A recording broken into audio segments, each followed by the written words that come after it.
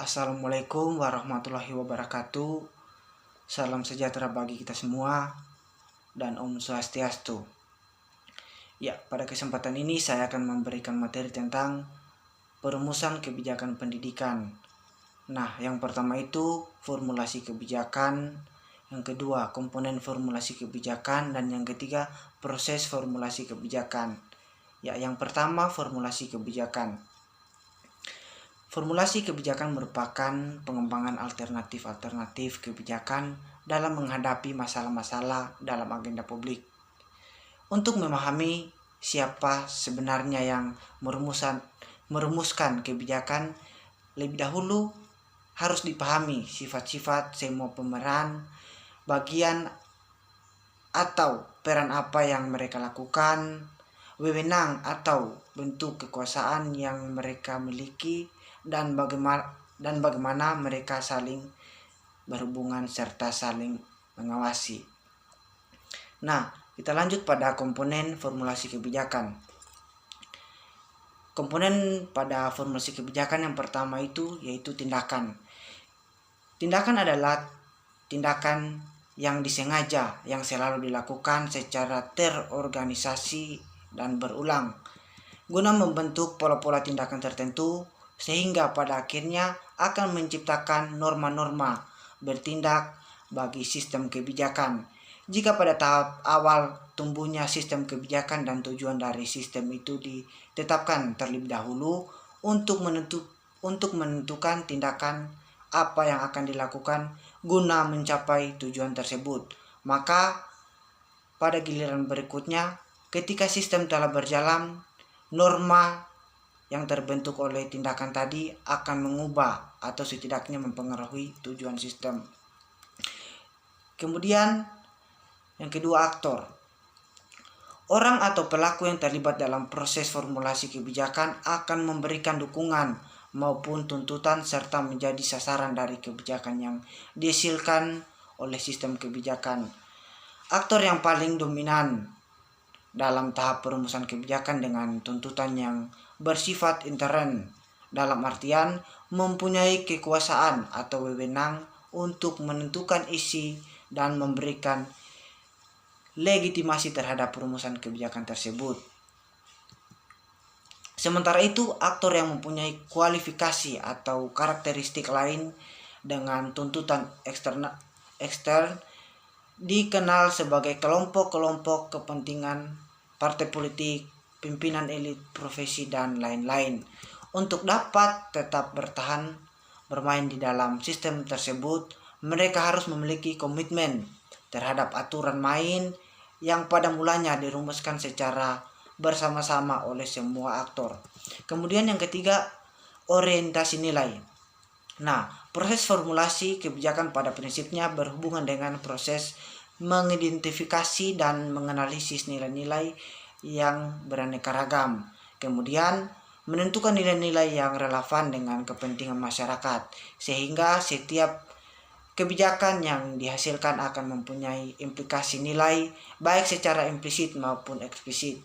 Oleh karena itu, aktor yang berperan dalam formulasi kebijakan tidak hanya berfungsi menciptakan adanya keseimbangan di antara kepentingan-kepentingan yang berbeda, tetapi juga harus berfungsi sebagai penilai, yakni mampu menciptakan adanya nilai yang dapat dipakai bersama yang didasarkan pada penilaian rasional guna pencapaian hasil yang maksimal. Nah, kemudian kita lanjut pada proses formulasi kebijakan.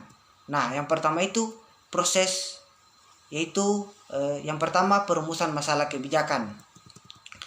Ya, pada prinsipnya walaupun suatu peristiwa, keadaan, dan situasi tertentu dapat menimbulkan suatu atau beberapa problem, tetapi agar hal itu menjadi masalah publik tidak hanya tergantung dari dimensi objektifnya, tetapi juga secara subjektif, baik oleh masyarakat maupun para pembuat keputusan, dipandang sebagai suatu masalah yang patut dipecahkan atau dicairkan jalan keluarnya. Oleh karena itu, suatu problem untuk bisa berubah menjadi problem umum tidak hanya cukup dihayati oleh banyak orang sebagai suatu masalah yang perlu diatasi, tetapi masyarakat perlu memiliki dan perlu terlibat untuk memperjuangkan, dan yang lebih tinggi problem tersebut dianggap positif oleh pembuat kebijakan dan mereka bersedia memperjuangkan problem umum untuk menjadi problem kebijakan.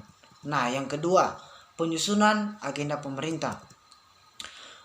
Oleh karena masalah publik yang telah didefinisikan begitu banyak jumlahnya, maka para pembuat keputusan akan memilih dan menentukan problem mana yang seharusnya memperoleh prioritas utama untuk diperhatikan secara serius dan aktif.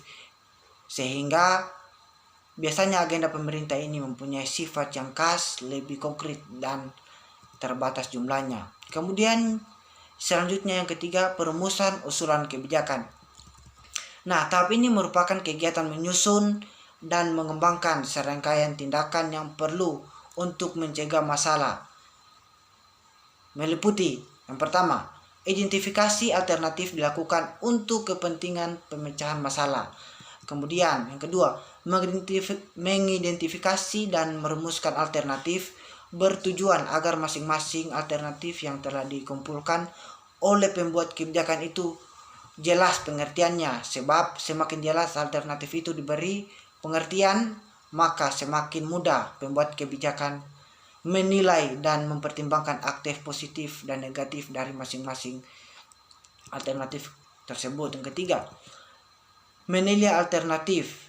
Nah, yakni kegiatan pemberian bobot pada setiap alternatif sehingga jelas bahwa setiap alternatif mempunyai nilai atau bobot kebijakan dan kekurangannya masing-masing, sehingga dengan mengetahui bobot yang dimiliki oleh masing-masing alternatif, maka para pembuat keputusan dapat memutuskan alternatif mana yang lebih memungkinkan untuk dilaksanakan atau dipakai.